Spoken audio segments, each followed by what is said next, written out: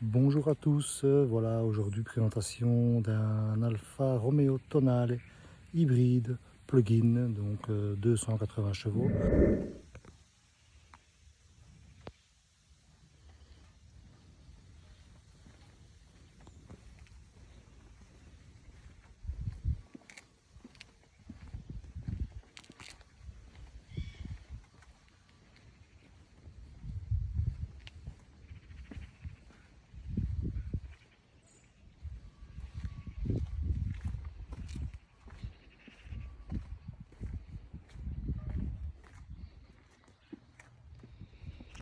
Alors ce Tonale est en finition Veloce, donc c'est un haut de gamme full option sauf toit panoramique.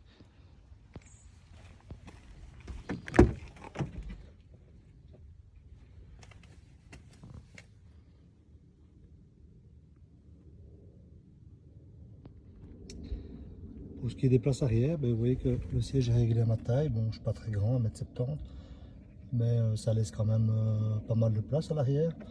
Donc si je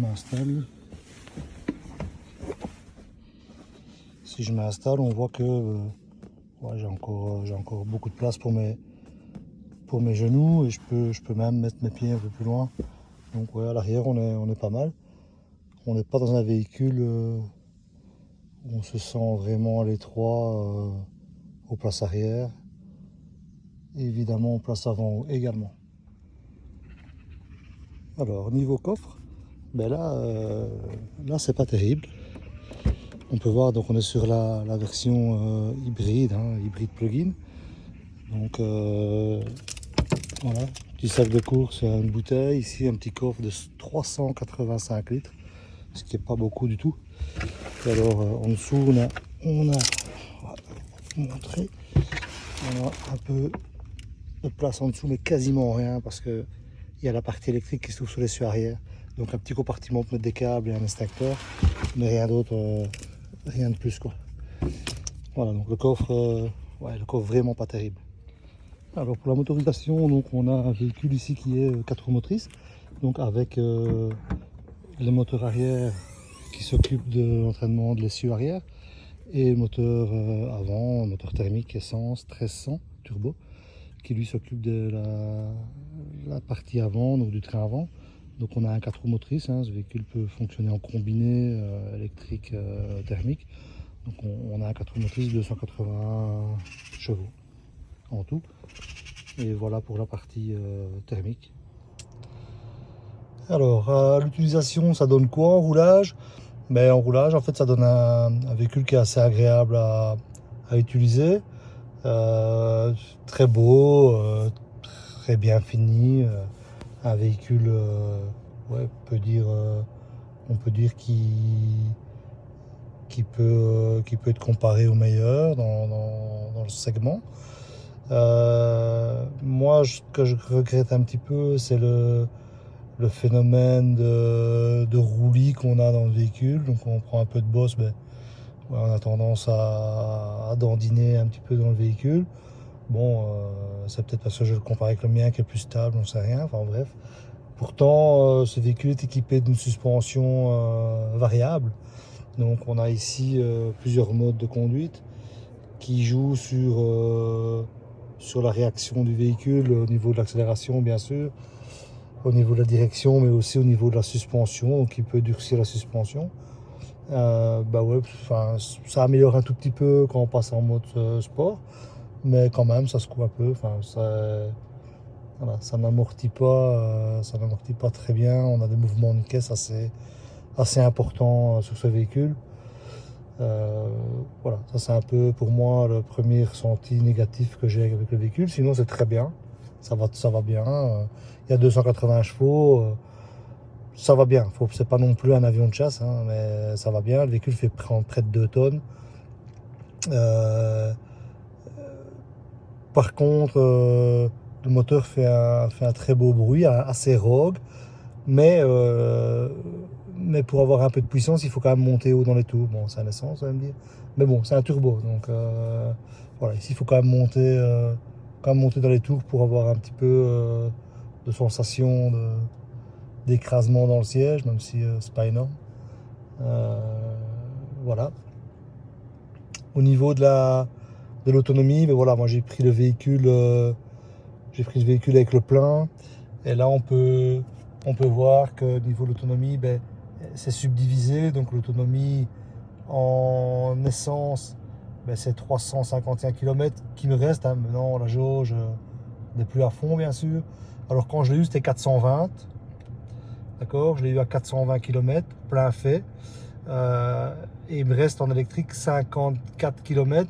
Bon là, je l'ai chargé à la maison. Visiblement chargé à fond, on est à 65 km.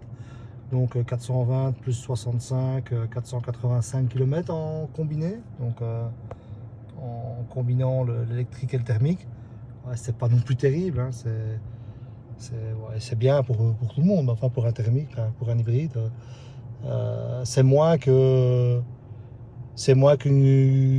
concurrent électrique full électrique. Quoi. En full électrique, dans un véhicule de même prix, en l'occurrence, ben, on peut comparer ça à un modèle Y long range. C'est à peu près le même prix. Et il y a un peu plus d'autonomie dans la Y. Puisqu'on on est en fonction de l'utilisateur. Mais en tout cas, moi, je suis à 540 km en mixte facile. Quoi. Donc, j'ai plus d'autonomie en full électrique. Faut oublier qu'ici, c'est de l'essence. Donc, le plein ne coûte pas non plus le même prix que la recharge à la maison.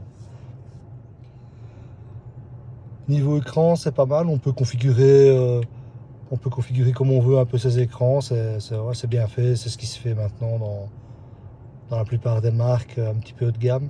Donc ouais, c'est beau, c'est bien fini, c'est pas mal. Au niveau de l'écran central, ouais, c'est pas mal aussi.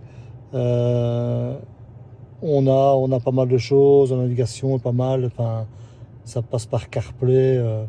Alors CarPlay c'est bien, mais il y a un petit temps d'attente quand on l'utilise. Donc c'est petit peu moins agréable qu'un fonctionnement purement du véhicule.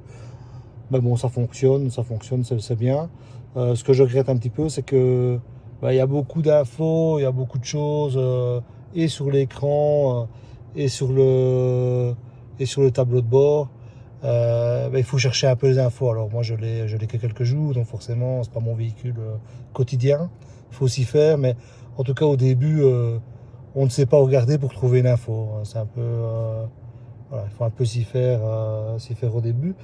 Ce que je regrette un peu, c'est que je ne parviens pas, alors peut-être que c'est moi, j'en sais rien, je demanderai à l'agence, mais moi je ne parviens pas à forcer le mode électrique.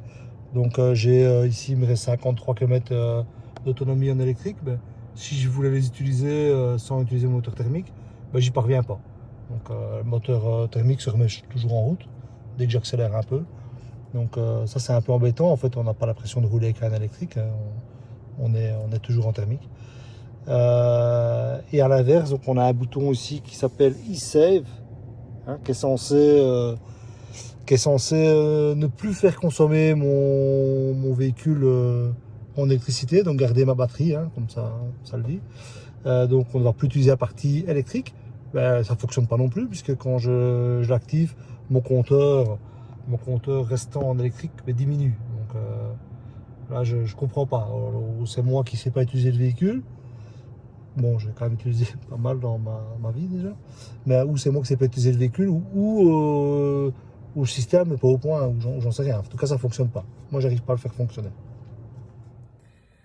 Alors, la conclusion de cet essai de ce Alfa Romeo Tonale plug-in hybride de 280 chevaux, bah, les points positifs, selon moi, bien sûr, c'est super beau. Donc, intérieur, extérieur, il y a quelques détails de finition, c'est superbe, quoi. C'est vraiment magnifique. Donc c'est super bien fini, super beau. Le véhicule va très bien. Il est assez agréable à rouler. Les points négatifs, oui, il y en a plusieurs. Premièrement, pour moi, ce qui m'ennuie, c'est au niveau de la gestion des modes de conduite. Donc électrique, thermique, ou les deux simultanément, ben, c'est pas facile à gérer, enfin, c'est même ingérable. Donc on doit se résoudre à laisser faire le véhicule à ce niveau-là. Donc c'est le véhicule qui décide quand on est en électrique ou quand on est en thermique ou qu'on utilise les deux.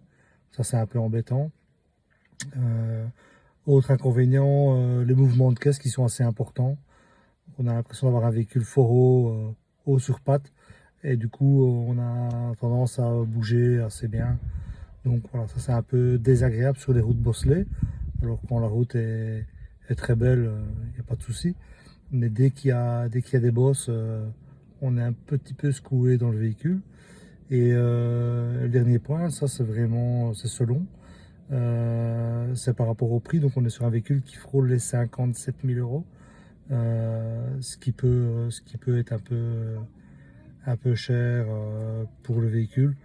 Après, effectivement, c'est cher pour le véhicule, mais voilà, si on fait de comparatifs par rapport à d'autres concurrents, aujourd'hui, malheureusement, en 2023, on est dans les tarifs actuels.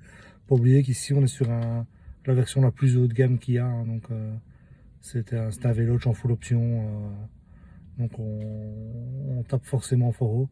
Il y a évidemment moyen d'avoir un tonal hybride beaucoup moins cher, hein, une dizaine, 10 000 euros moins cher certainement. Mais voilà, ça c'est mon avis qui n'engage que moi évidemment. Voilà, sur ce, bonne journée à tous.